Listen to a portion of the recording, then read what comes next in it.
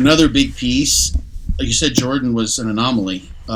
Jordan, he was working his way up to 10,000 calories a day. Yeah. That's what he was taking in. And that's an anxiety-provoking diet. Yeah, that's a good way of phrasing it. Oh yeah, every meal is a workout. It required the type of motivation that is just it's otherworldly. Yeah. So he would have to look at every meal as a workout where he's not going to get beaten.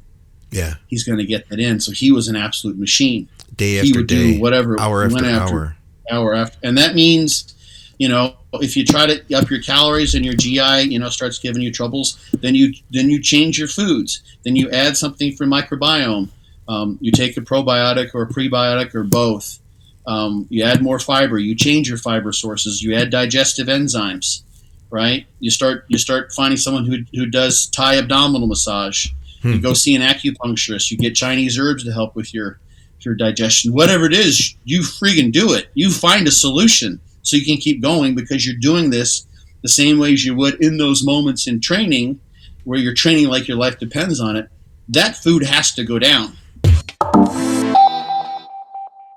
What's up, guys? Welcome back to Muscle Minds with Scott Stevenson. I'm Scott McNally, and all of our programming is brought to you by TrueNutrition.com. Use our code THINK over there for additional savings. I had somebody ask me the other day for my top basic supplement suggestions, and he said, but try not to go too heavy on like the True Nutrition sales pitch. And I was like, dude, so the deal is, man, the reason that True Nutrition advertises with us is because I literally asked them to.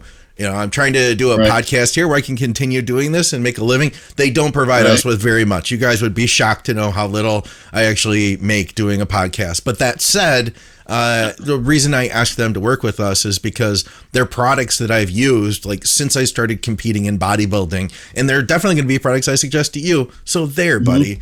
We're also brought to you by supplementsource.ca for our Canadians. Great deals that change week to week up there for our Canadian crew.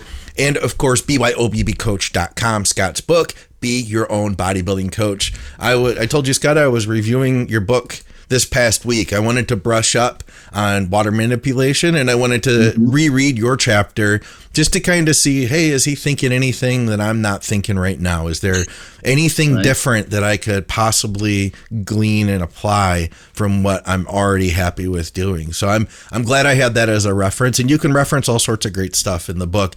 You can literally look up water manipulation and find a whole chapter on it.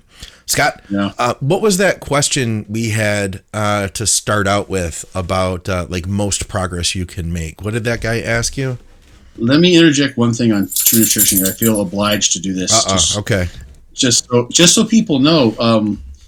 So that's Dante Trudell's company. He is horrible. He doesn't push he's not like a blatant advertiser at all. But what he has made known, this is public, but he doesn't talk about too much, is he sells directly to the public through True Nutrition, but also he has a second company. I think he and Doug both are, I'm pretty sure they're both co-owners of that company too, called Primark Manufacturing. And they manufacture the products for numerous, like a good number of the top 10 supplement selling companies in the nation. And let's say that if you're listening to podcasts and you're using the supplements from people that are selling supplements on those podcasts, there's a good chance that True Nutrition makes those too. Very high probability. So the stuff that you're getting in all those other brands are very likely coming from Primark, which is True Nutrition, which is what you can order there. Yeah. So, but yeah, what's our question for the day, Scott? So this is, we don't need to be too specific, but the question that I get asked questions all the time on Instagram. And I figured might as well just sort of answer these here on the podcast so more people could benefit. And an individual came to me, somebody I didn't know, and he said, these are the gains that I made over the first, I believe, 3.5 years of his training. And in his case, that put him at around 180 pounds of true stage weight. So this is 3.5 years of, and basically I think he was just starting his fourth bulk, so to speak. So he has 3 of them in about 3 years.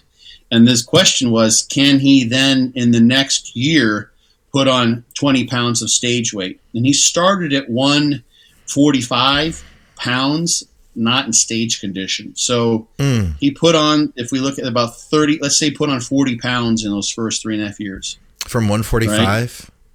145. So let's say he was 140. Let's say if he dropped 5 pounds, he would have been stage weight. And then he went in 3.5 years, he went to 180. Okay. Right? Stage weight. So if we just sort of simplify that, in about 4 years, he got about 40 pounds of stage weight. That's crazy. So yes, it's really, really impressive. Even at that body fat, or even at that body weight, like, it's a lot of muscle. It's a tremendous. I mean, he may have even I don't say he doubled his absolute muscle mass, but that's an impressive move forward. So the question then was, can he possibly gain 20 more pounds in the next year? Well, he took him 4 years to gain 40 pounds of stage weight, let's say, and we have the law of diminishing returns applying. So you would suspect, if all other things are equal, that no, his rate of gains is going to slow down. He's learning things that's helping him. He's getting better at putting on muscle mass through experience. But on the other hand, his body has its limits, and the law of diminishing returns really kind of plays a large role the bigger you get, and you have a genetic limit, so to speak. Yeah. And what we don't know, and this is the insight I think is the most important for this specific context, and for just questions in general, is that context is everything. So let's say this guy started off and he's totally natty. All of this were natural gains, right? And now he's like, okay, I'm going to go on the sauce. I'm going to sauce up. It's possible that he could get 20 pounds of stage weight in a year. If that were the scenario, and he gained 40 pounds over 4 years naturally, could he gain 20 pounds in 1 year on gear? Yeah, I think it would be potentially possible. It's once you carb up and everything else, yeah. The other thing is, and I don't know this, he did send me a picture. I didn't suspect this from the picture, but 145, I don't know how tall he is, but let's say someone had an eating disorder, and this is not an uncommon scenario. So they start bodybuilding as sort of a surrogate addiction, a surrogate way to sort of move their body image issues towards something that's perhaps a bit more healthy than being just an anorectic with anorexia nervosa. Then now they become a body dysmorphic with bodybuilding. So they shift, and they started off, let's see, I don't think this is the case for him, and I'm not trying to say this was, so if he happens to listen to this, not saying this, brother, not even insinuating, but just thinking about potential situations. He started off at an anorectic, or at the bottom of his anorexia nervosa, the super lightweight of 145. Yeah. Right? Just eating normally, he's going to gain back maybe 10 or 15 pounds of muscle mass, right? Just getting back to a normal weight where he's sort of would regulate with his appetite being sort of under the normal regulatory controls, not a psychological disorder that's driving him to eat hardly anything. So that's one piece of context at the low end, right? Is that low body weight like dieted down, just like after a show? Someone has a horrible prep and they have to force themselves to get down under a weight class. They lose a bunch of muscle mass, and let's say it's the worst case scenario, and they use T3 in excess and a bunch of DNP, and they have an injury so they can't train their lower body for 6 weeks, and they bottom out and their muscle mass is the lowest it's been in 15 years. Yeah. And then they rebound afterwards and they do it smart. Well, then in the course of 6 months, they could put on 25 pounds of muscle, perhaps, or 20 pounds of muscle, just from that starting point. So anyway, it's all about context. All these scenarios are just different pieces of the contextual information that you would need to have to know what is doable. Yeah. And so this is one individual. Let's talk average people. I mean, all the same stuff applies to them. Like, let's take our average listener.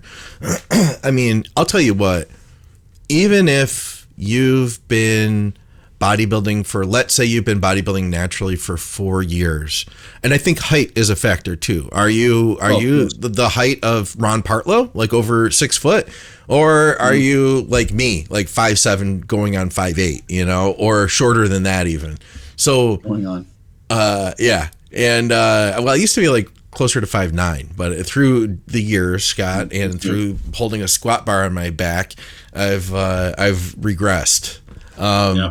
So, I mean, honestly, I don't think that 20 pounds in a year is a very reasonable goal for most people, even if you went from being natural to on. If you already have experience in bodybuilding, maybe if you've never done any bodybuilding at all, you just get into it, you all of a sudden you nail your diet out the gate. Like all of a sudden you just hired a coach, right? And you're like, I can do this. And now you're eating all the protein. Your coach has got you really in a good spot and you immediately start gear. 20 pounds in a year? Yeah.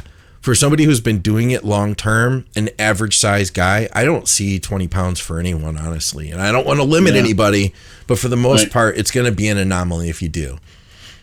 And an important distinction to make is whether you're talking about stage weight, going from stage condition to stage condition, or doing an off season 1 year where you get 20 pounds, but now you need 6 months to take off the fat. Well, then you need a year and a half, and that's a different question. You're right, because you're totally right, because I know that what I just said now, there's going to be a lot of people that message and say, like, the commenting, I gained 20 pounds in a year. That's not impossible. Yeah, you can gain 20. I'm talking about 20 pounds of legit muscle, you know, from 1 year to the next, stage conditioning the same.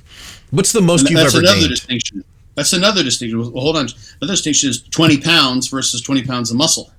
Yeah. So you got to look at your P ratio. 20 pounds, anyone can gain 20 pounds of weight, and I mean, not anyone, but that's not out of control. That's. I mean, a lot of people they'll be up 20 pounds, 3 months after a show, almost all the time. Like, oh yeah, that's very, very common. So the weight doesn't mean much. It's with equivalent hydration status, and we were talking about muscle mass. And here's the thing, like, it might be if you go and you try to gain, let's say you didn't lose any muscle during your prep, right? Yeah. And you have a show, and then you get to where you've got 18 or 20 pounds of fully hydrated because you've been bulking to the max, skeletal muscle, and that's after 1 year, but you're also a bloated mess. You got 10 pounds of water, which will come off in several days. And then you got another 15 pounds of body fat. You went to town. So you got 20, let's say 20 plus 10 plus 50, so 30, 55 pounds you gained in a year. Yeah. And 20 of that was muscle mass. 10 of that is just water, so to speak. That's going to come from the muscle largely too, but muscle mass that's equally hydrated at a normally hydrated state, not a big bloated mess. Right. And 15 pounds of fat. So that's a totally different story. To get back and hold on to that. And the thing is when you diet back down, holding on to all that 20 pounds. Oh, yeah. This is in one of the chapters in my book, is you have to recognize that if I want to go up in 20 pounds of stage weight, my off season is going to take some period of time, and I have to take into consideration the dieting time and the fact I'm likely to lose some muscle on the way down. Yeah. And how much that is highly variable. If someone does it all natty, which would be extraordinary, almost unheard of, nearly impossible, and then they go on, well, then they could actually recomp during the dieting process. They could gain muscle and drop fat at the same time. If someone did it on minimal goodies, like something that you hear often, like stay on a bodybuilder's TRT and use growth hormone to keep your body fat in control, and then when they come into their show prep, then they up the goodies. That person might hold on to all the muscle mass they had, so to speak, or maybe even gain a couple pounds during their prep. Yeah, Dusty said that he would add more gear in his contest preps, and he'd get stronger in his contest preps. So yeah, he's going to grow. Sure, that's Dante's approach. I didn't want to say his name, but that's Dante's thought, is like gain as much muscle as you possibly can with food. Make sure you're hormonally supported. Right? Don't let yourself become hypogonadal when you're trying to gain muscle mass. That's silly. Yeah. So, but keep your system from being toxed out by having this heavy, monstrous off season, and then you can end up here's the thing, like, you might not gain as much muscle during that off season, but if you can actually continue gaining muscle as you diet down and spend 1/3 as much time on all the PEDs over the course of the off season plus the prep, you're coming out ahead health wise, and maybe end up in the same place, and your diet's going to be a hell of a lot easier too, probably, because the fat's just going to come off you. I had a couple topics then that I wanted to add to this. So one of them, we had two very similar comments. So the first one, and I'll share with you both of my topic ideas with this that I want to ask you. One of them, we had a couple similar comments. He says, I'd be happy to gain 10 pounds of muscle in a year. I've been trying to get to 200 and can't break 190. And then Matt Blevins says, I wish I could gain 10 pounds. I've been fighting to try to get to 200, cannot break 190. So we have two very similar questions there.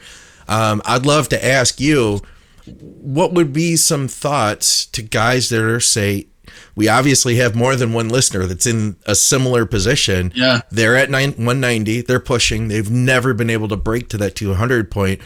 What are some thoughts on that? But then the other thing I don't want to forget, and you can take these in whichever order you want, but guys, I want you to be aware that Scott has also coached an incredible anomaly that would go against everything we're saying here. Somebody who went from like 200 pounds to 300 pounds. And I think that was in a year, wasn't it?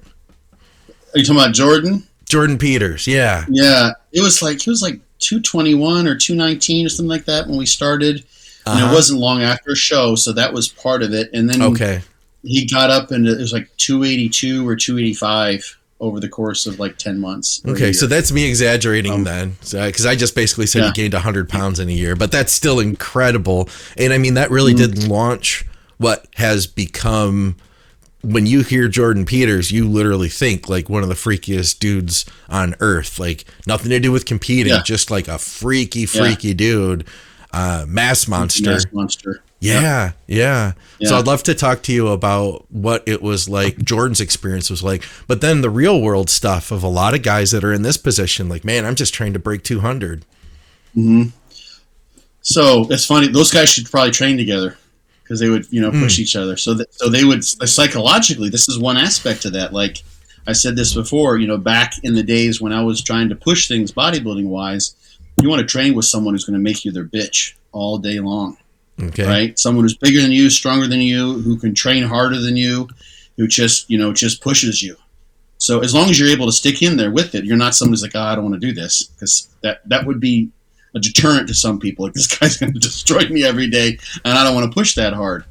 But someone with whom you have a good camaraderie, with whom you will train. So Dave, Henry, and I, we pushed pretty hard, and I remember like talking to Dave's wife back in the day, and she would say, Dave came home and he said, I beat Scott by one rip on the leg press or whatever, He was so happy, that when he would do that, because we were there. And so we pushed each other hard. He's watching, I'm counting his reps. Yeah. Because we're both training according to the logbook for a good period of that time too. We're doing DC training for many years together. So that's what it was all about. So that's important. And then to both of those guys, just what we just said, context. Like, are you completely natty guy? Or maybe, I don't think this is the case, but maybe they're, I don't know how tall those guys are. Maybe they've been loaded up and they're loaded up for, a couple years. They've been on the entire time. This is I'm just pulling, from the other side of the spectrum. Right. And now, they're desensitized and they're toxed out from the PEDs. They might need to pull those out and kind of do a restart. Another big piece, like you said, Jordan was an anomaly. Jordan, he was working his way up to 10,000 calories a day. Yeah. That's what he was taking in. And that's an anxiety-provoking diet. Yeah, that's a good way of phrasing it. Oh, yeah. Every meal is a workout. It required the type of motivation that is just it's otherworldly. Yeah. So he would have to look at every meal as a workout where he's not going to get beaten. Yeah. He's going to get that in. So he was an absolute machine. Day after day. He would do whatever. Hour after hour. Hour after. And that means if you try to up your calories and your GI, starts giving you troubles, then you change your foods. Then you add something for microbiome. You take a probiotic or a prebiotic or both. You add more fiber. You change your fiber sources. You add digestive enzymes, right? You start finding someone who does Thai abdominal massage. You go see an acupuncturist. You get Chinese herbs to help with your digestion. Whatever it is, you freaking do it. You find a solution so you can keep going, because you're doing this the same way as you would in those moments in training where you're training like your life depends on it. That food has to go down. Yeah. And everyone is going to regulate differently. If you look at, set point or settling point or intervention point regulation of, how the body resists movements in body weight either direction. But most people would be to get over 200 pounds if they've been stuck at 190. But if their life depended on it, if they said, okay, I always use this analogy, but you got 1 year, and if you can't get to 210 at the end of the year, then that's it. That's all your friends and family are going to be gone. We're going to put you in a capsule and launch you into outer space, right? And just let you die, Unless you're too heavy. Unless you're too heavy for the capsule to take off. Exactly. You got to be 200 pounds. You got to be 210 pounds, 201 pounds, and the capsule won't lift off.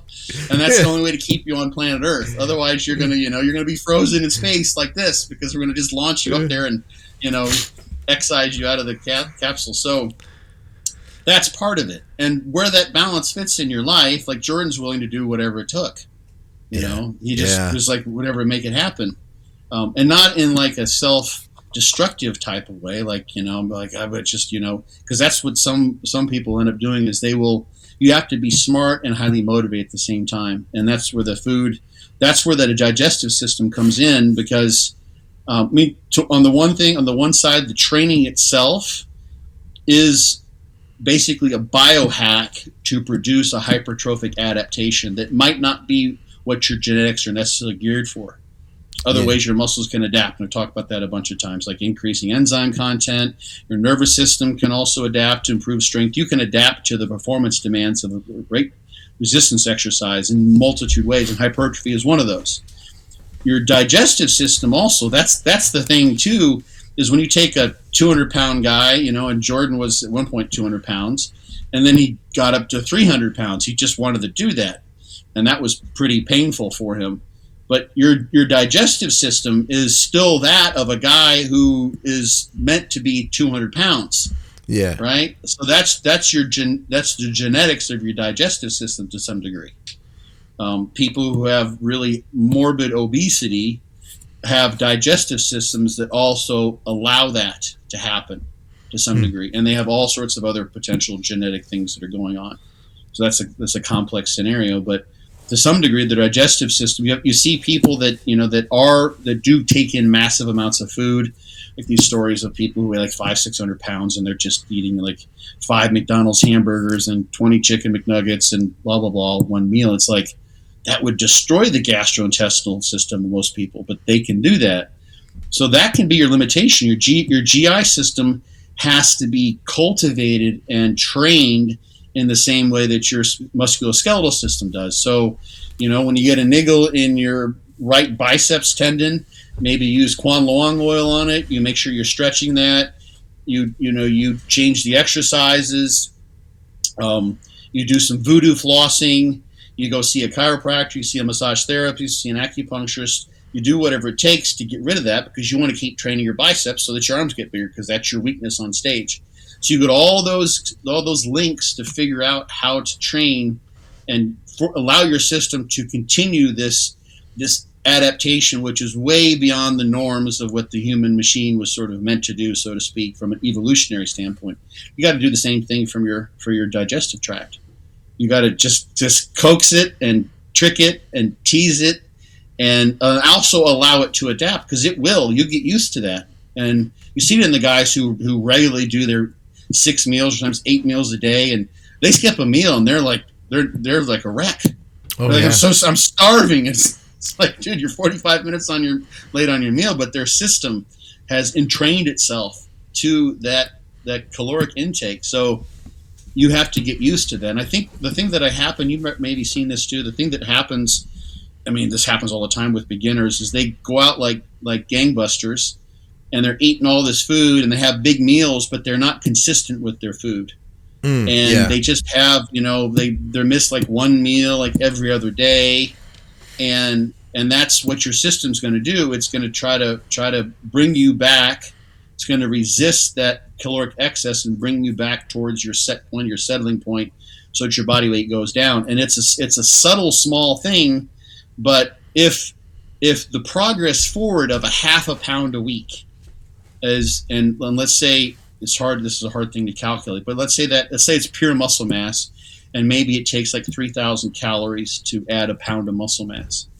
It's a difficult thing to figure out, because the caloric equivalent of a half a pound of muscle isn't that much. 8 ounces of meat, right? Assume it's fat free. That's not a ton of calories, but it takes a lot to build that up. So if, let's say that's 3,000 calories, and you also have your system, which is resisting that gain of muscle mass, and maybe increasing your NEAT, and your metabolism is revving up. So maybe you need 4,000 calories to come in as you're getting larger, because it's getting offset by all those things I just mentioned. And you miss, your meals are 800 calories or 500 calories, and you miss 4 of those a week, 500 calories. So you miss 2,000 calories or 2,500 calories, and you needed 4,000. Well, you basically shot yourself in the foot, because that's more than half of the needed excess calories. And 1,500 calories in excess doesn't do anything. It just basically washes out when it comes down, or it's minimal gains, or maybe it's not even enough. That's the thing, like the dose response for whatever a caloric excess is. So eating 3,000, you go to 3,500, and maybe initially that allows you to make gains, and then that starts to then taper off. This is what the law of diminishing returns is about. And then 2 months later, in order to keep gaining those gains in muscle mass, you may need to make an 800 calorie bump, just to have half the rate of muscle mass and twice the rate of fat gain, because your P ratio is off, and your genetics are saying, no more muscle, please. Yeah. The muscle cells, they're having contact inhibition, or they can only get so big, or maybe there's a hyperplasia phenomenon that needs to take place, and that takes, whatever it might be. There's various things you can talk about, but the bigger you get, based on where your body sort of constitutively regulates its muscle mass, the larger that caloric excess might need to be, and even to keep you moving along. So if you miss 2 meals, 3 or 4, a meal every other day, so 3.5 meals a week on average, that could be basically completely undoing all the excess calories that you need to move forward, because it has to be 4,000 calories. And if it's just 2,000, your body just burns that off. It doesn't make any difference. Yeah. So that's why Jordan went to 10,000 calories a day, right? He didn't just go to 10,000 overnight. You guys built that over time. Yep. And a lot of people probably would have tapped out. A lot of people probably would have tapped out before that, because you get to a point in your head and you're like, yeah, I made good enough progress here, and then you just kind of mentally start checking out from feeling like you need to push any further. One of the things I don't want to do is limit people mentally. You know what I mean? I don't want to tell them like, you can't do it. You know what I mean? Because I don't think that that's going to be helpful at all. So I'll leave it out there to them. Yes, you can gain 20 pounds in a year. Jordan Peters did it. Yeah, it's absolutely possible. But you have to be reasonable. The thing is, your motivation, if you start doing something that really is not within the realm of possibility for you physiologically, and so you're falling short, then your motivation will also fall short, and you'll stop making that progress. Yeah. So this is where goals are super important, in my mind at least, to say, okay, ultimately my goal is to get to an extra 20 pounds of muscle mass. Reasonably speaking, that's going to mean 45 pounds of body weight, right? Over a year, or over a year and a half, or maybe over 2 years. So 45 pounds of body weight is 1.5 pounds a month, something like that. And then you're going to give yourself a year to take it off. So I think that's 3 reasonable. years. Yeah, 3 years, right? And so in doing that, you're going to realize that you want the stage weight, but you need to get, this is where the scale can actually be helpful. You're going to get to 245. And you're not going to look like a bodybuilder. You're going to look like a power lifter. People aren't going to know that you lift. In the summers, you're going to be wanting to wear your T-shirt everywhere you go. Maybe a cut off because your arms will be big. But your body image, you're not going to be happy. This is where I've talked about there's being a psychological governor that's in place. So this is where, Jordan was looking at the scale. Later on, he proved that too. He wanted to get to 300 because that's like 300 is just like that value. There's a historical reason why a pound is the actual weight based on the gravitational pull of 32 slugs of mass. I think slugs are the English unit of mass provided by, blah, blah, blah, or maybe it's 32 feet per second squared. Anyway, a pound weighs a pound for historical reasons, but 300 pounds is really completely an ambiguous number, except in our heads. Yeah, because it's 300. Yeah, except in our heads. No one's shooting for whatever that converts to in like 144 kilos or whatever. So I want to weigh 144.5 kilos. It's like 140, 150 kilos or whatever. Like those. It's a pure psychological thing. Yeah. Right. So you got to trick your brain to say I'm going to get there. So you have bragging rights or whatever else. It's a social construction that we have around these numbers because everyone knows if you're in the U.S., you're in Britain, you think in pounds, you're not thinking in kilos. So 300 is the magical number for you. Yeah. And that's just kind of what comes down to. So that could be highly motivating because that gives you a black and white bullseye to shoot for. And as long as you realize that it's not going to be pretty along the way, you could maybe make that happen. But most people don't have the psychological wherewithal to do that. They don't necessarily even believe it. So I believe it and I know it because I've thought it through.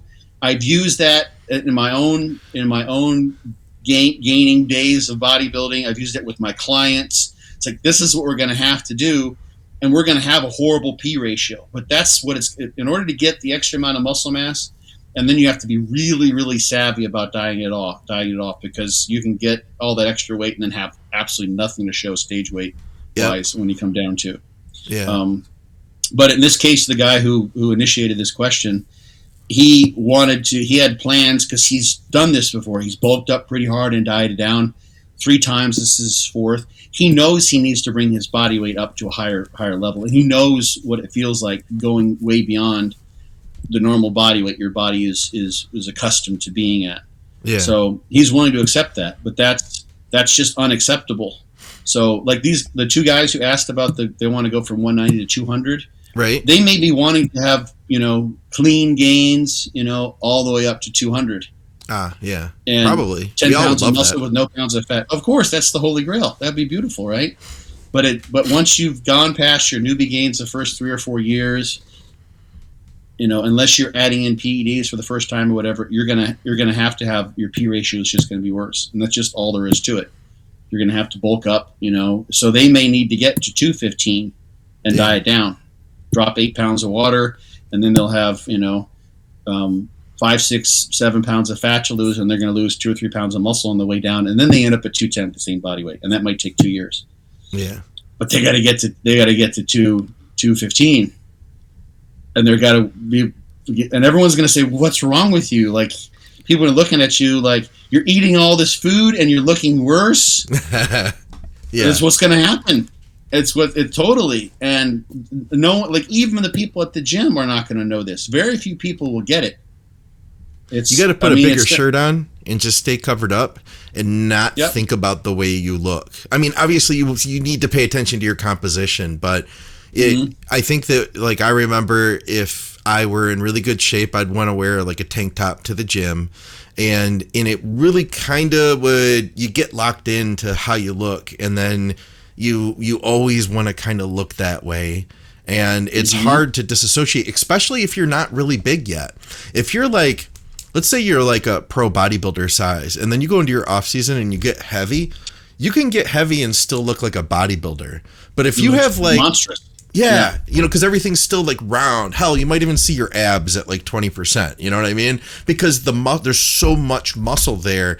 But like for a middleweight bodybuilder, when you get to like 210, you just look like a fat guy. You really do. You know what I'm saying? Because there's so much fat that's so little muscle that you don't really have the round shapes anymore. It's all kind of covered up. There's some ego stuff you really have to let go of there. So my thought is you put on like a t-shirt that's too big and you just live in that thing until you could stretch that fucker out, and then you turn it around and diet it back down, no matter how long that takes. You know what I wish I would have known back then, Scott, was I didn't, and we've talked about this on some of the shows, and I'm talking strategy here for a minute. I was not really good about cardio. I didn't want to burn those extra calories. I felt cardio was something we did when we were in a contest prep.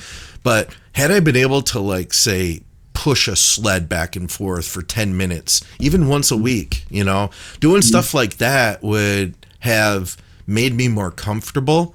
And I truly do believe that the less comfortable you are, like when I would hit 230, which is at my heavier end of weight, dieting down to compete at 200.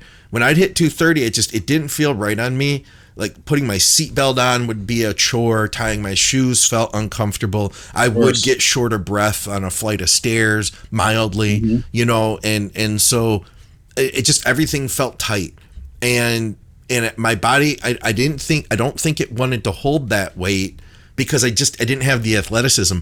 The athleticism of a guy like, say, like Big Dave Smith, who can be in the 280s or 260s, 270s and still like roll and do jiu-jitsu.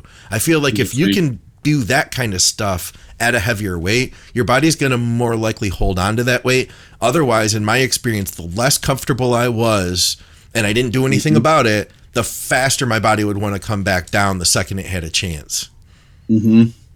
Yeah. I mean, some of that, I'll have to maybe look into this, but some of that uncomfortableness is the water retention too, because you can just clean up your diet for 3 or 4 or 5 days and drop that. You could probably drop into the low 220s. Yeah. In, from Friday to Monday. God forbid. Right. But you'd feel tremendously much better. Yeah. And Jordan's someone who's talked about this many times too, is that you run into a limitation when you get that big with water. You just can't train as hard. Your training in the gym actually suffers, not just being athletic and what have you. Like you just can't train as hard. Yeah. So the water retention. It's interesting. I have some things pop in my head, but I like to sort of be able to piece it together in a better way. But it would be interesting to see what interactions there are between water retention and appetite, satiety, satiation, those sorts of things. Because there seems to be an association there with just dropping the water, and you just feel better, which is going to tend to mean you have a better appetite. Yeah. When it's funny because one of the things with fortitude training, this was an intended aspect I don't talk about very much with the training program, is you do get some. I mean, it's not a cardio program, but you do get fairly cardiovascularly fit because, for instance, during the loading sets, there's limited rest intervals, and they're beastly. They're tough, right? Going back and forth, like doing squats to knee extensions to squats to hamstring curls to squats. The muscle rounds are and the pump sets can be absolutely brutal. So it's different than just doing heavy sets of 8 to 10 with 45 minutes rest in between. So I think people maintain some cardiovascular capability, or maybe they get it for the first time in doing the training program, and they get muscle endurance too, and it offsets that effect that you're talking about. In fact, I just had a guy, a German guy, who started to do fortitude training, and he asked me some questions. I can't remember what it was, and he'd gone through his first week or so, and I say, watch out. By the way, you're probably going to have to eat more food. Yeah, this happens all the time. Otherwise, you lose weight. And he came back like 8-10 days later, and he's like, "Yeah, I'm down like I think 1.5 kilos. Like I need to eat more food." Oh wow! Because it happens every time. but people are getting stronger. It works. There's a repartitioning effect. I think it might be related to EPOC that's produced, the excess post-exercise oxygen consumption. But yeah, so having the thing I wanted to add to that is this is why a lot of successful, really big bodybuilders do powerlifting in their off season. And I think one aspect of that is because just getting stronger means more muscle mass, and it's becomes a focus on getting stronger, gaining muscle mass. Still include things other than the big three exercises. A lot of people have good genetics too, and that's why they want to do powerlifting, because they're just naturally strong. But the psychological component, and I had the opportunity when I was in Tucson, the years I got there, to hang around a couple really good powerlifters, and we would go to the buffets together and eat, and those guys just didn't give a rat's butt about what they look like, right? They just wanted to be strong. Yeah. Like this is like the, put mayo on everything and never drink water, only soda, because it has calories in it type of mentality. Yeah. And if you can be around, if you're, let's say take two twins and their jobs take them to different places and they both want to gain for a year, and one ends up training with a power lifter and ends up, fuck it, I'll just do some powerlifting this year. And he goes out to eat with those guys, and like they're all big and burly and sweaty and hairy, and they're just nasty beasts all the way around.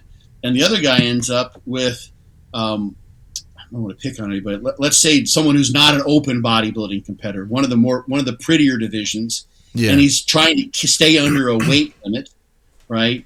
And he's always clean shaven, and he likes to stay within 4 to 6 pounds or 8 to 10 pounds at most of his weight class. And he's like, yeah, I want to gain like 1 or 2 pounds, but I really don't have any room to gain. And that's what he's around. Like psychologically, those are totally two different, disparate environments. Oh yeah. The guys around the powerlifters, like, let's go to town, baby. I'm the weakest one. I'm the wimp here, right? I'm the little dog in the pack of the big wolves. I better step up and start eating and start getting stronger, because these guys are pulling plates off the bar and off all the machines every time we train, and I feel like a punk.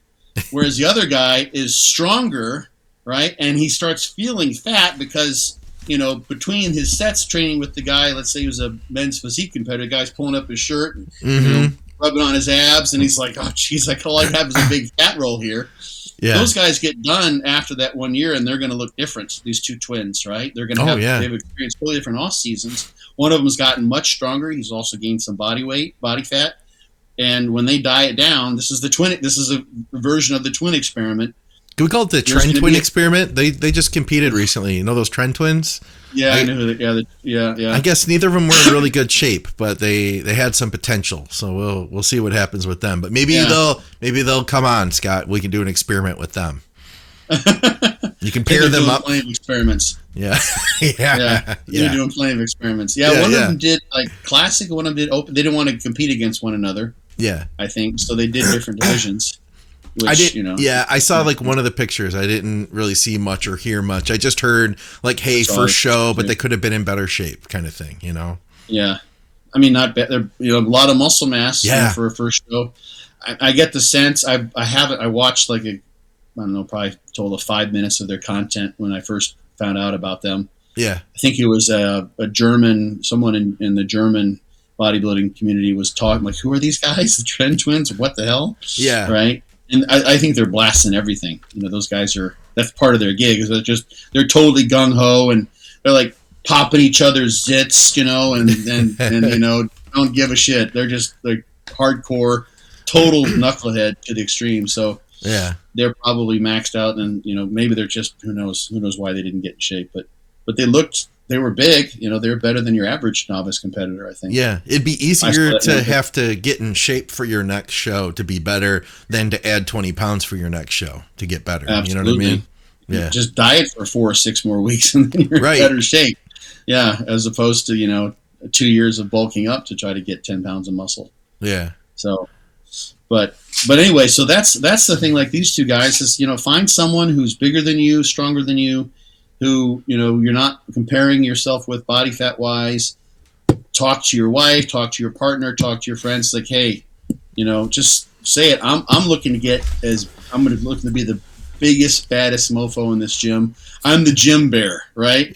Hear me roar. I'm coming in here, and totally flip your mentality, right? And just like, start watching. There's some motivational videos on bulking, and start watching like strong, like all the strongman videos, with the big, strong guys who are just fucking beasts, and switch your mentality. This is part of why bodybuilding can be so hard to do, is because you have to be able to totally shift your psychological perspective on what you're doing to a certain degree. Is like, you're keeping it all in, but it's like, I'm turning into a mass monster during my off season who's going for broke, doing it until you're not just trying to gain as much body weight and getting as fat as possible, right? But just screw my little psycho, my body dysmorphic voice says, Scott, you're getting fat. Like, up yours, man. No, I'm getting strong and I'm getting big is what I'm doing. I can drop the fat whenever I want because I'm the dude who can do that shit, right? Yeah. I can drop the fat. I'm in control, but that's not what I'm doing right now. So to be able to switch those gears and then say, now I'm going to get I'm going to get disgustingly shredded. Just like beyond what anyone else has ever seen. People are going to say Mentor was sloppy compared to me, right? Yeah. I mean, obviously that's impossible to do, but you have those two things are very disparate ways of thinking, right?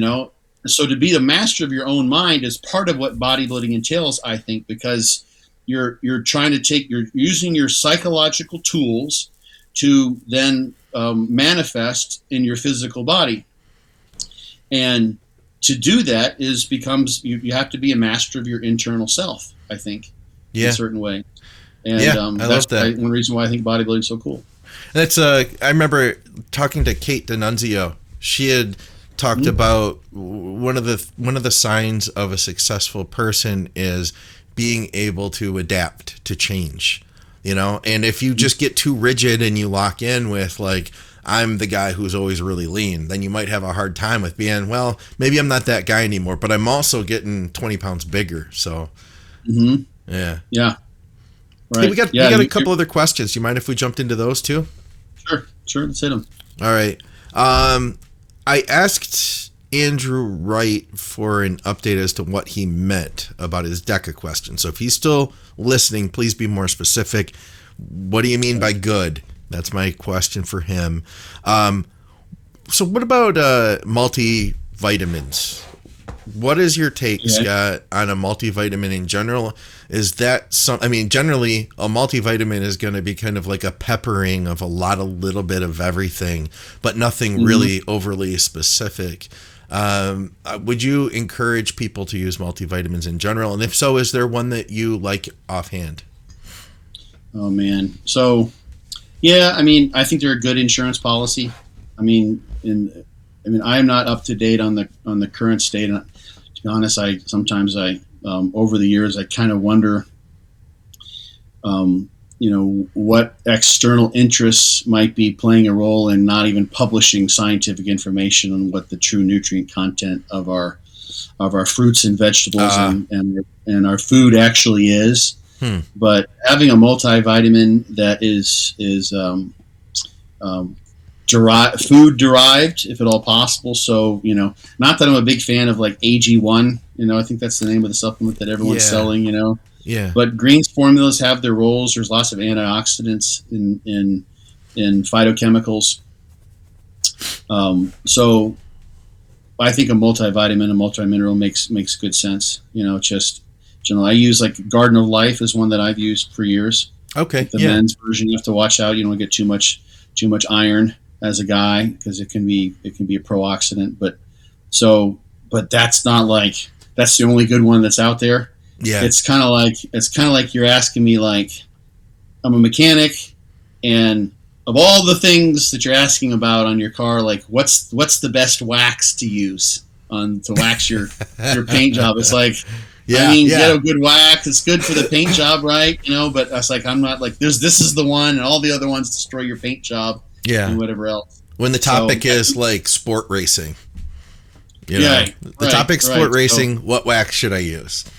Right, exactly. So yeah, but I think it's a smart idea, especially when you start, doing some food jagging as you're dieting down into shows. And you're just eating like, the 5 foods that work or the 6 foods that work, or your diet becomes so simple, that you don't have hardly any variety. You're not eating, like we talked. Maybe we'll get into the topic of fruits and vegetables, but. Oh, yeah. Sometimes when people start on the off season, they might start leaving the veggies out. Yep. And even fruit, because it's not always the most calorically dense. And on the other side of the coin, some people just don't eat vegetables, even when they're dieting down. So you might be missing out on your opportunity to get, a lot of the basic vitamins and minerals through food. So it's I think it's a smart insurance policy. I mean, to that, there isn't, in the broad picture of things, unless there's a new meta-analysis that's come out that I'm not aware of, but in general, the broad sweeping reviews looking at things like all-cause mortality or life expectancy do not suggest that using multivitamins are basically lifesavers. That, if you don't take in a multivitamin, that you're cutting 5 years off your life. Right? That's a good way of putting it. Yeah. Yeah. But that's different than bodybuilders have diets that are, could be considered a little bit dysfunctional at least. So, I think it's a smart idea for a bodybuilder to have a multi in there. There's a greens formula from True Nutrition, right? Yeah, I just bought this. Like, it literally just showed up the other day. Okay. I haven't started using it again. I've been using a Poliquin greens formula. But I'm about out of that, and I didn't even know True Nutrition had it, so I just bought a bag of this stuff. I'll be using that next. I found, that I can't. What's that? They've had that for 15 years, probably. Yeah, I never noticed it, man. I found the only thing I noticed that I can say is that, and I think I said this on one of our episodes before. I would get really sick on some contest preps. I couldn't escape dieting down to like incredibly low, like pushing myself to death's door, lean, without ending up getting sick afterward. And the years that I used more green veggies and the years that I also included a greens formula, that I didn't get sick afterwards. So I do think there is something to that.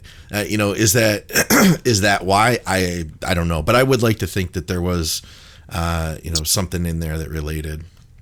When you look at the individual, like vitamin D, for instance, supplementation makes sense depending on where you live in the world. Look at your blood values. We talked before about vitamin E and vitamin C in particular have been studied as antioxidants. If you try to mega dose those could hamper training adaptations. Yeah. So you can go down the line and look at, possible interactions between vitamins and minerals and in terms of absorption and blah, blah, blah. I saw an interesting, I can't remember the guy's, his name was I think Doobie, actually maybe it was part of his YouTube name.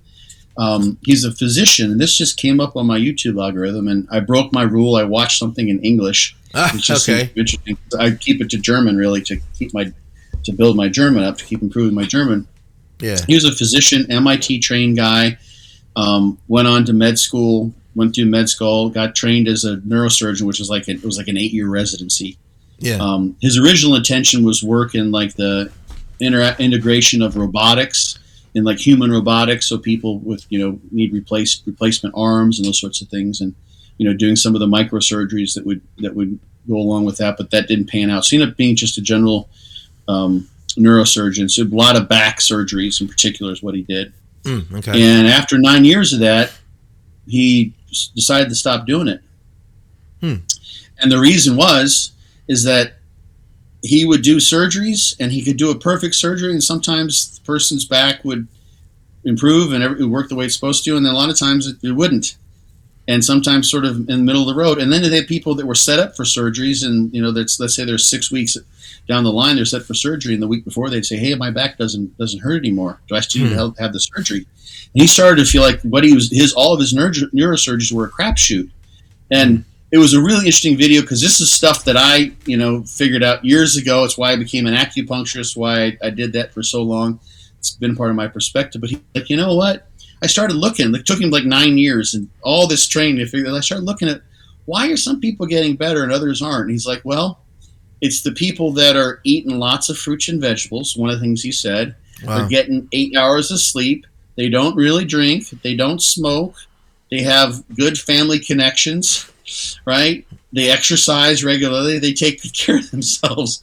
It's like, so he felt that he wasn't serving his purpose reliably as a neurosurgeon in relieving suffering. Sometimes the surgery would relieve suffering, sometimes not. That he's totally missing the root of what really was going on here. This is Chinese medicine that aims for the root in the Chinese medical paradigm of what's actually causing the illness.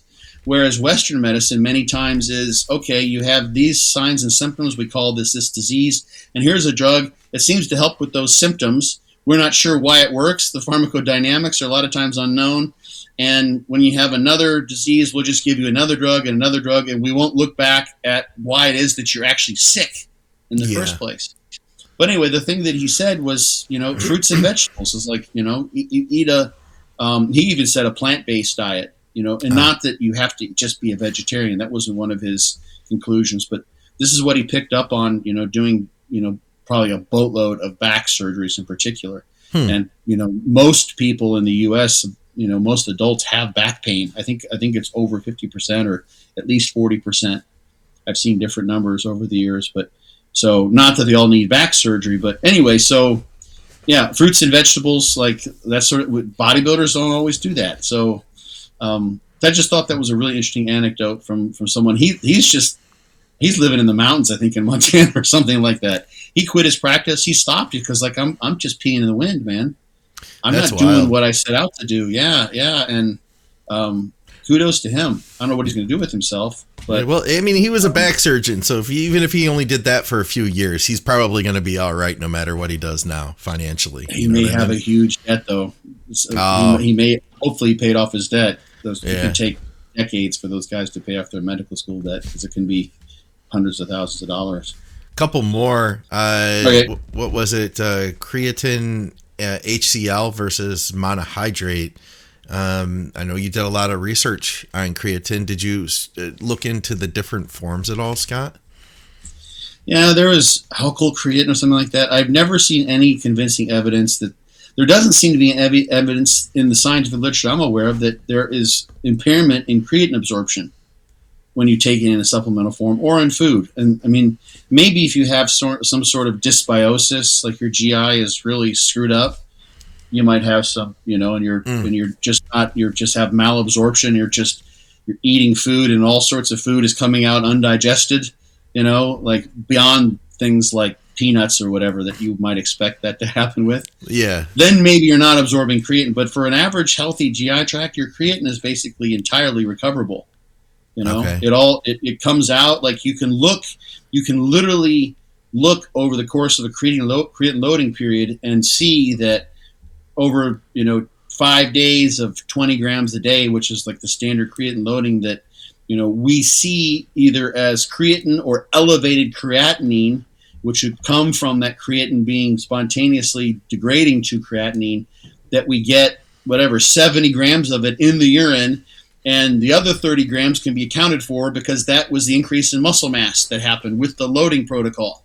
Yeah. So it's all coming in and going somewhere. It's either being peed out, but it's not like it's not properly absorbed in the GI tract. Huh. So that's what the creatine HCI or whatever is supposed to do, or maybe, prevent it from breaking down more quickly. So creatine at biological pH will spontaneously break down at like 1 to 2% per day. That's where the creatinine comes from that we measure when we measure blood creatinine.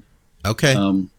So that's from your basic stuff. Like muscle is the site of like 95+% of the creatinine. You have some in nerve cells and other cells, but most of it's in skeletal muscle.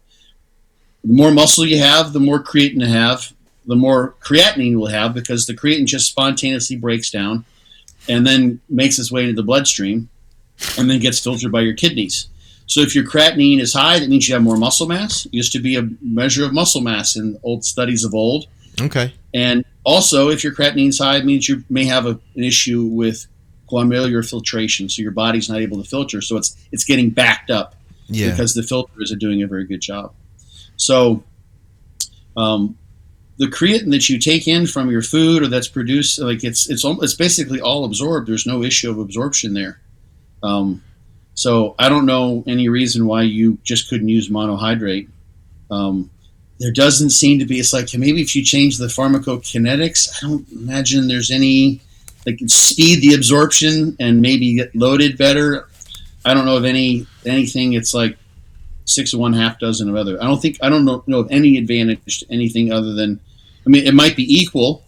There is some, I forget the study. There was actually a study with an alternative form of creatine that showed it didn't do so well. Oh, actually, but I can't remember which one it was. It was so long ago. I've kind of blown off that information because it was all just seemed like total marketing scam. Yeah, it's like, you got a perfectly round wheel, and now we're going to give you a rounder one. It's like, what do you mean? There's no issue here, right? It already rolls just fine. Like, you're not making anything rounder that's already perfectly round. Yeah, so, and that's what it's been, man. There's a lot of sales pitches about like, well, this creatine is 5 times more digestible or absorbable, and but then you end up getting like 450 milligrams of it per capsule instead of like 5 grams surfing. Right? Is it yeah, and it's 3 times the price. Like creatine gummies, it's like, okay, you're getting like 100 milligrams of creatine. It's like, okay, like, how are you going to load on? You need probably 3 or 4 grams a day to get a good loading effect. Yeah. So you're going to have like 40 gummies a day. I don't know what that is calorie wise. So I'm loading with my creatine. Well, yeah, that's 800 calories, dude. Yeah, let's hope there's no like sorbitol in that or anything. You know what I mean? Yeah, right. And you screwed it from. And now maybe you do have malabsorption issues because you're shitting yourself from all the artificial sweeteners that you've been gobbling down with your gummies, your creatine gummies. Creatine can, in large amounts, creatine can cause some GI distress. There was long ago. Hopefully, I might give anyone any ideas, but there was a woman on a discussion board on a listserv, a low carb listserv, and she had some eating disorders. And she actually revealed that she was using creatine as a purging medium. Ooh. Okay. So she would take in like, I don't know, 50 grams of creatine, whatever, and it wouldn't all get absorbed because it was just exceeded her GI tract's ability to absorb that much creatine. So when it would get, because it's an osmolyte, pulls water to it. That's why you get fuller when you load with creatine. It causes water retention, intracellular water retention. Yeah. And it was doing the same thing in her GI tract. So it'd get down to her large intestine, and water would be retained there. Normally, your large intestine, your colon, dries out the stool, and reclaims that water that's there. If it doesn't, you have diarrhea. And if you have a bunch of creatine there holding water, then you get an osmotic diarrhea. And so she was doing that to basically as a laxative. She was using creatine as a laxative. Wow. Okay. So that's a case where she was intentionally like taking in massive amounts of creatine. Yeah. Sort of silly. It was a very expensive laxative. Yeah, no kidding, man. Yeah, but people eating disorders don't always think clearly. That's kind of the nature of the beast. Andrew Wright had also said, by the way, I didn't get notifications for this. Noticed it in the recommended for you, so I switched it on. So I don't know if you hit the what do you call it? The bell. You got to hit the bell. The bell is what gives you the notification. So, if not, I mean, it's possible. I don't think that YouTube is a perfect service, but that's the best way. We've been doing these lives over here on the YouTube B channel. We're just calling it we're calling it Think Big Live now. We'd love to have anybody subscribe that's listening to this otherwise, and maybe you can catch a live. It's just there while we stream. Instead of us just recording ourselves, like in private conversation, we're doing it with you guys, which is a lot of fun. Andrew Wright did have a question too. He asked about Deca, and he said, what's your thoughts and opinions on nandrolone, aka Deca? Is it any good or steer clear? And I asked him, well, like, good for what? And he had said, what did he say there? He says, for off season. He said, heart health is my worry with this compound. I wrote a little snippet. There was Rick Collins put together kind of a round table on Deca. I think it was out, went into muscular development. Yeah. Online. I think you can probably find that. And everyone was asked all the same questions, but Deca doesn't fare well as far as heart health. I can't remember the details right now. Okay. The thing is, once, this is just a general comment, but once you start going to the dark side and going beyond a TRT type of replacement with androgens other than testosterone, then you're looking at, your unique subset of negative side effects that could manifest acutely or chronically. Yeah. So, you could use Deca and have absolutely no issues. Some people use Deca and they see that their blood lipids go kind of wonky, or their PSA goes up, or their kidney functions go off, and then they just come off it. Or, of course, they get the Deca dick effect too. So, yeah, I'll look for that because I can't remember all the details. It was just some animal work, but yeah, that's the possibility with Deca, and everyone's susceptibility to those side effects is going to be different. Yeah. So, some people, like Dan Duchesne, you can't if you can't get big with Deca and D-ball, then give it up or whatever it was he said, right? Yeah, something like that, wasn't it? That's right. Yeah, you should be able to grow with Deca and D-ball, and some people don't do well with Deca. Yeah.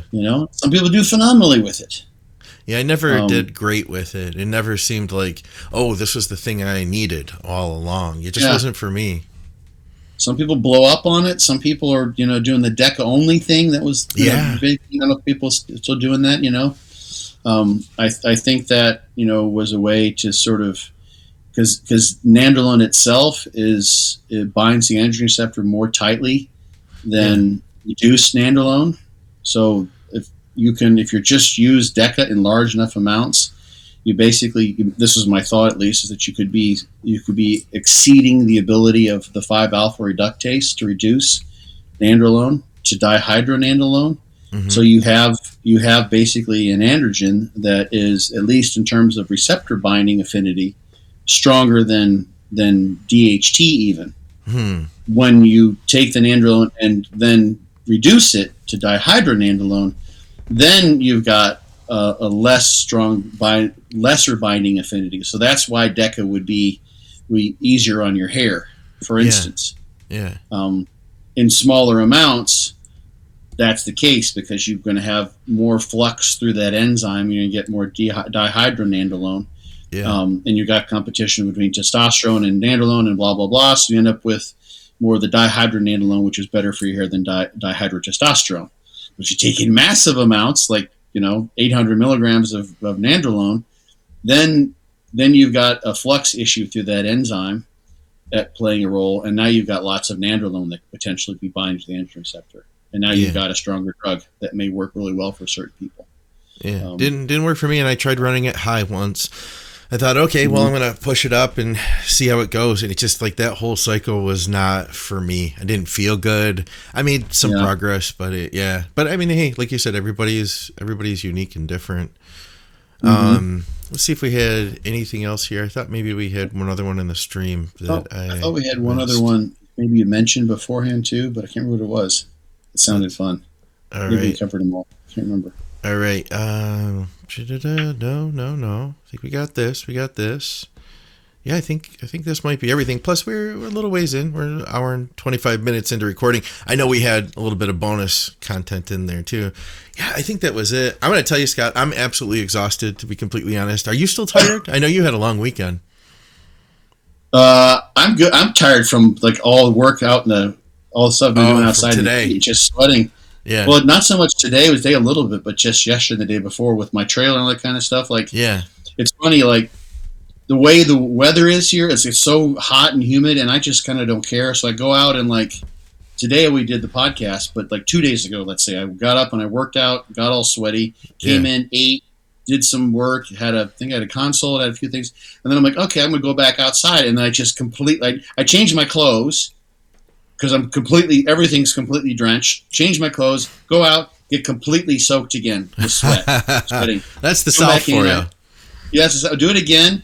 And then I went back out. I had some things I had to do inside. I went back outside again. And then I got completely drenched because it rained on me. So changed my clothes again. And then we went out for a walk. And then I got not so sweaty at the night because at the end of the day. But, 3 or 4 and sweating, like just constantly drinking water. Oh, yeah. Yeah. I can tell. I know that I have reason to be tired because my dogs are tired. You mentioned that in text. Right now, they're your litmus as to your thermometer as to how tired you should be, huh? They're my metric, yeah. So like right now, like Jessie is not locked in the room with me. Okay. She's just chilling out there, and she's not messing with Suki. That's the problem. She wants to play with Suki all the time, who's totally blind now and deaf, and Suki's like, leave me alone, I want to sleep. Yeah. They don't have to do anything. They're just calmly chilling. That means, okay, that's a reason. That's because of all the activity we're doing. So I could probably take a nap now if someone forced me to. If someone said, hey, Scott, take a nap. Okay, I'm sure the dogs would encourage that. The dogs are good for encouraging that when they want to take a nap. You know what I mean? Yeah. Well, what it is now is they just had their nap. And now if I wanted to take a nap, it's not going to happen. Yeah. Yeah. That's the issue. Hey, we got one maybe good for the future here. Any thoughts on the new GLP-1 drugs coming out that activate glucagon and how they could be synergistic with endogenous HGH? So maybe there'd be something for the future there that we could consider doing something along those lines. Yeah. And I got to get back to working with Nick.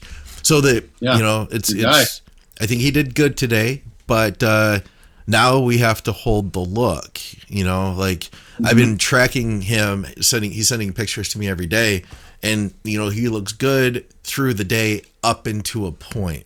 So we're drinking regular fluid mostly through the day, but if he just drinks regular fluid through the day, he looks good through like 3-4 o'clock. But by like 7 p.m., eating all his normal food, drinking all his normal water, he just starts looking a little bit too smooth. So we had him eat real big, and now we pulled back a little bit. He took a nap, had him sleep, and we're pulling the water back just a little bit so we'll be a little dehydrated again so that we can then add more, you know what I mean, as we get closer to the night show. So people, I don't know if we mentioned before, this is Masters Nationals. Yes. The client doing classic physique. So people know that this is the day of the show. Like this is Wednesday, so this is when the bodybuilders are on stage. Yeah. That's like, and you're doing, from that message you sent me, you're looking at his body weight, which is the thing that I've been harping on for, decades now, is that body weight is such a good indicator of your hydration status. Yes. Because the large majority, even with the food coming in being substantial in terms of what it weighs, a lot of what your body weight is about your water weight. So totally, if he's 100 and if he's 200 pounds, that's where he looks nice and dry. Then in the morning, then you want to keep him around 200 pounds, maybe another half a pound for food, but he should be about 200 pounds at night. And if he keeps drinking water and he's 204 and he looks watery, it's like, well, hello, yes, you shouldn't have drank the water. Just cut the water out in the right amount so that he's at about 200 pounds where it looks best. Yeah. And it works really well. It's so easy, just a really simple piece of technology, and you guys are using it. And it makes sense. And for him, we've got it down to the point of like 192 is not quite enough, but 197 is too much. So depending on how many carbs we've used, it's going to be a little bit different. You know what I mean? Maybe 193 looks good or 196 looks good, but it's right in that window. I wonder if I can see the difference. I want to pull up his pictures from this morning, Scott. So we obviously, you wake up, you're least hydrated, right? So let's see. So this is the picture from this morning at 6 a.m. Oops, wrong button here. Let me see if I can pull his front shot up at 6 a.m. I want to get this front double. So here's a front double at 6 a.m. And I'll put this one over here on the left. And then let me grab the latest now. I'll grab the one from right after he got off stage. So the tan isn't as good. And Actually, here we go. This is, wait, what's this one? 194.8. And this is now pushing a little bit beyond where we want to be. And what's the weight in the first? 190, 192, I think. Mm-hmm. Obviously, the tan's going to be a little bit different because he got the second coat. He went on stage. But yeah, this is 194 point something, 194.8 versus 192.7. 192.7 on the left. It's small. Can you see the differences? Yeah, I mean, some of this stuff, like, you look at it and then you see an overall. Yeah. And of course, the color is tough. This would be an interesting thing to have an AI, to try to train an AI on. Oh, yeah. Because that's what bodybuilding coaches in the future will do, or bodybuilders. So someone's going to create, I'm giving someone $1 million idea, so listen up, all 4 viewers we have right now, whoever watches this, right, is you train an AI, and you'd have to give them the output, the result of, this is drier, this is better, so you compare the 2 pictures. It's so similar, that you would have, exactly, something to train on, but this is a bit of a side story, but like one of the famous examples of how AI can work to be diagnostic in medicine with images in ways that we don't understand until we sort of piece it apart is radiographs, x-rays of the thorax and all-cause mortality or mortality from lung cancer, for instance. Okay. And AI, they've trained AI to figure this out, and AI was able to look at these radiographs and tell you how long people are going to live. You're kidding me. And no radiologist could, I have no idea what they're seeing in there, because it's not like, okay, well, here's a tumor, or here's some area of diffusion, or here's something that looks wonky on the X-ray. Yeah. AI was picking up on something. So what they had to do was, so they let the AI look through all the pictures and then come up with its answers as to how long those people with their life expectancy was. And then they ran it through again, and they had removed section piece by piece of the picture to figure out what was the key part of the picture that the AI was keying in on. Yeah. To figure out, and it wasn't actually in the lungs. These were lung radiographs. It was in the shoulder girdle. Huh. And this is something that Chinese medicine has figured out. So the people that had the shortest life expectancy were slumped over, right? Oh, they're really? kyphotic. Okay. And so they saw that when they took out the scapula, or leave the scapula in, for instance, the angle of the scapula, the shape of the, how it was rotated, was indicative of life expectancy. Wow. Which is something someone walks into your office and you're a Chinese medical practitioner and you're looking at, their posture, right? Or a naturopath, for instance, or someone who uses alternative medicine. It's like, okay, that's in Chinese medicine, like the shape of your spine, that would be a sign of kidney deficiency, because your spine is starting to weaken. The kidneys govern the bone and the marrow and blah, blah, blah. And so like, okay, this person is not well. It's a sign of poor health, which kind of anyone knows. Like, you take someone who's sitting up straight, and someone who's so it would be interesting to see what AI would do. Like, what you could do is just like look at the pictures of people and then give the final judging. Yeah. Right? Or take an individual and give the final placing. Yeah. Right? And AI would probably get really, really good at determining, what is good and what is bad about someone's look. Yeah. And then you could start using this, and the problem is that, just like with the lung pictures, they had to piece together how the AI was figuring this out. Right, but of course. You could probably be blind, and in your case, you've got some sweet spot between 192 and 195 or so. Yeah. Right? Yeah. And if you had enough data you could feed into an AI, it could tell you where that sweet spot is eventually. Yeah.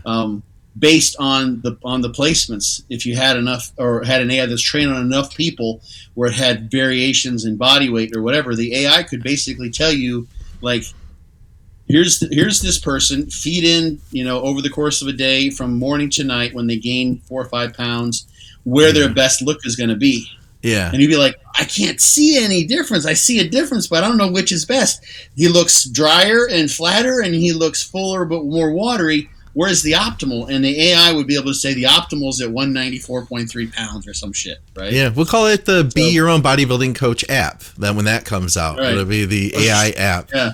That'll be the version. It's actually the antithesis of being your own bodybuilding coach. Yeah, right? You don't even have to do anything anymore. You don't have to think at all, right? That's the problem with AI, is it's doing the thinking for us. It's like, write me a 10,000 word essay on, the importance of blah, blah, blah. And like, okay. And no, make it sound more like so-and-so wrote this. Change the style. Okay, we do that. And next thing you know, you don't know anything about the topic, but you think you do because you told an AI to write a good essay about it. So like, you won't know what to manipulate, right? You'll just be shooting the AI. The AI is robbing you from the intrinsic value of learning the craft of being a bodybuilding coach, or the craft of optimizing your on-stage look, because it's doing the thinking for you. And that's the problem with artificial intelligence. It's robbing us the joy of thinking.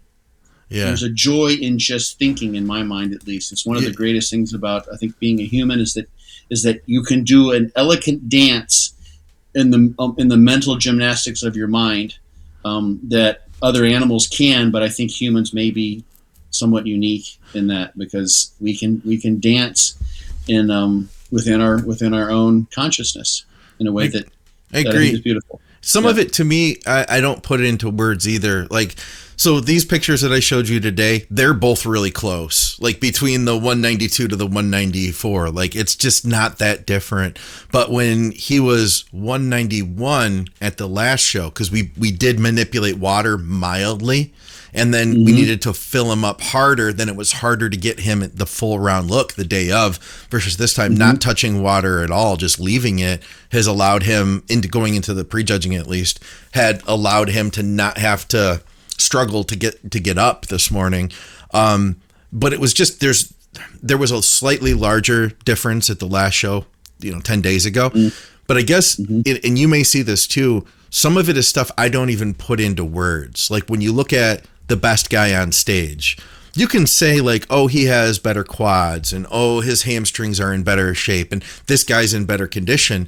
But there's also like what we just call a lot of times like wow factor. Like, who looks the brightest? There's one person that just looks the brightest. Does that make sense to you? Like, like they seem to be the one that's standing out. And some of it you don't even, I think too, we're using like so many evaluations that we've previously made that we're not even able, it's like a supercomputer processing 100 things, 500 things at once to get to your conclusion that your gut then tells you that's the guy, or that's better than, and I think there's an element of coaching that has that, where you can't always explain it. And I think in today's world with podcasting and educators, everybody who coaches is also an educator now. And there's so many people who just, like, everybody who's in bodybuilding is also an educator. We've become very good at articulating a lot of things, but I think there are things beyond what we can articulate that are equally as important. And I call them like gut intuition. And that's where art comes in. You know what I mean? There's the science, but there's also the art. I guess that's my spiel for the day that I just went off on. No, I love it. I love this. It is a subjective activity. Yeah. Means people argue whether bodybuilding is even a sport. Like, a sport is an athletic competition, where there's some sort of score, right? And is gymnastics a sport? Well, you got a subjective scoring. It's based at least on your physical performance. Yeah. You do have to pose you don't just go up there and just stand. But it's subjective, and bodybuilding is a beauty contest with a particular sort of dance component we call posing. Yeah. Really? And it's put to music, so it is kind of dance in a certain way. Yeah. And what is considered beautiful. Like you can do analyses, for instance, of human faces, and compare the objective components of a human face that are considered beautiful, which is also a cultural phenomenon. Like one thing is like symmetry. So if there's left and right symmetry, like if one ear is higher than the other, and everyone's got some asymmetry, but when you see a face with like perfect symmetry, that would be a sign of in utero health. Whereas, let's say someone comes out, like I'm thinking of the scene from 300 where the defective babies come out and they just throw them in the big ditch, right? Because they're not going to be good. It's the beginning of the movie 300. They're not going to be good warriors. They look at them and they're you won't ever survive. Right? They just pitch them. But if someone comes out of the womb, a child and there's just something about, the nature of the nutritional status that made them a little bit asymmetrical, then there's a difference there. And this is why, they're identical twins even. They don't look absolutely identical because there's a nurturing involved with what's going on in utero and beyond that. And one person might look at two identical twins and say, she's prettier or he's more attractive. I don't know why. There's something there.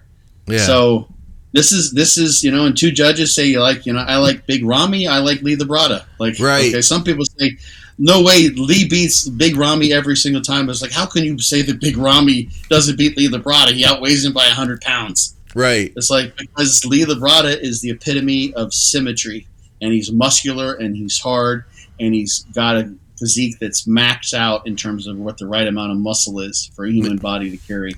Yeah. And it's like, well, Big Ramy's got more muscle. Isn't more better? It's like, no, because this is an objective beauty contest to some degree.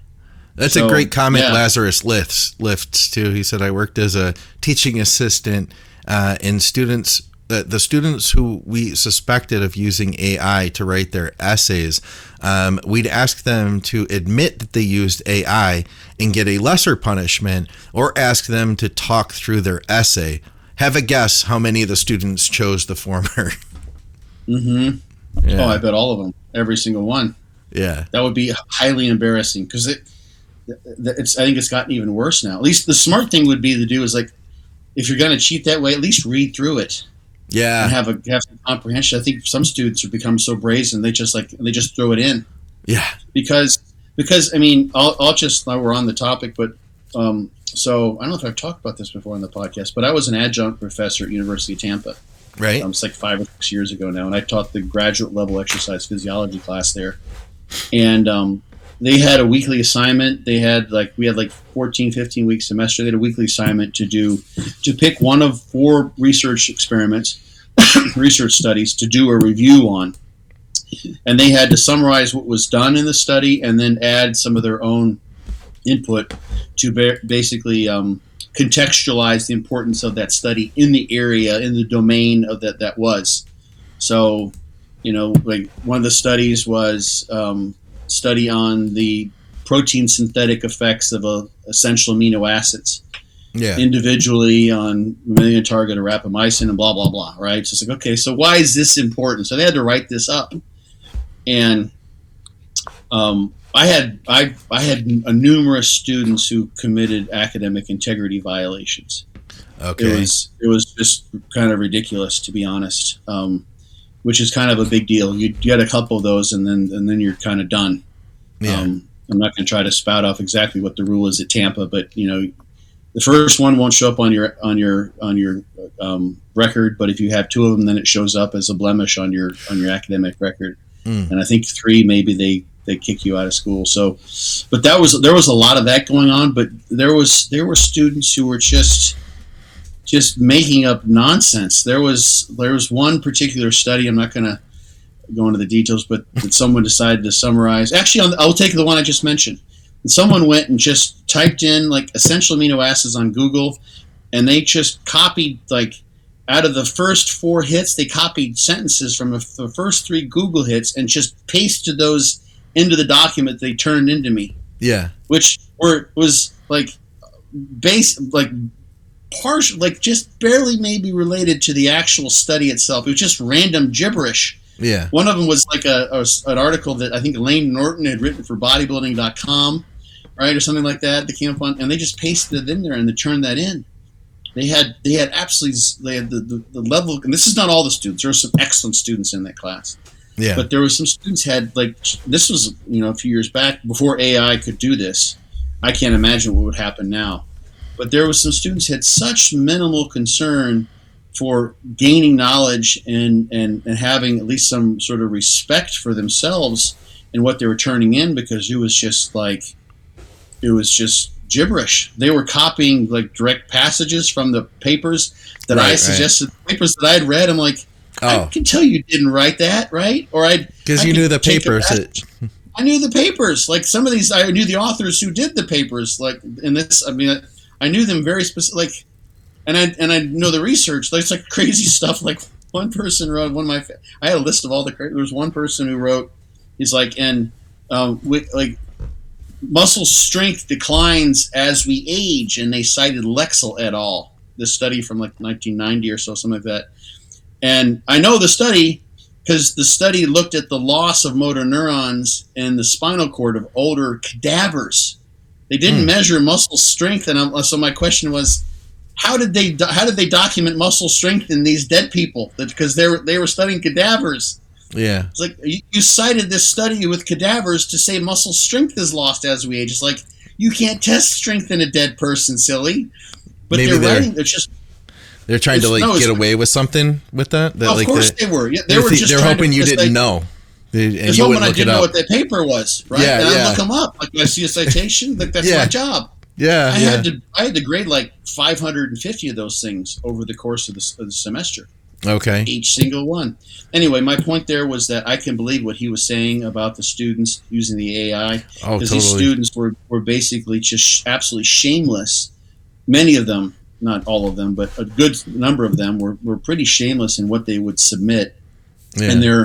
And their willingness to just plagiarize blatantly from the papers themselves or from Google searches. And it's really saddening to see. This was at a graduate level too. So now with AI, I can only imagine, because the race is between the AI, ChatGPT 4.0, now creating these answers, which are very difficult to because they're just generated. Right. And you have to, and then there's also software that can tell whether something was created by ChatGPT. Yeah. And of course, then the instructors need to be able to recognize whether the student is capable of writing something like that. So you can ask ChatGPT to write something. It's like, dumb that down a little bit.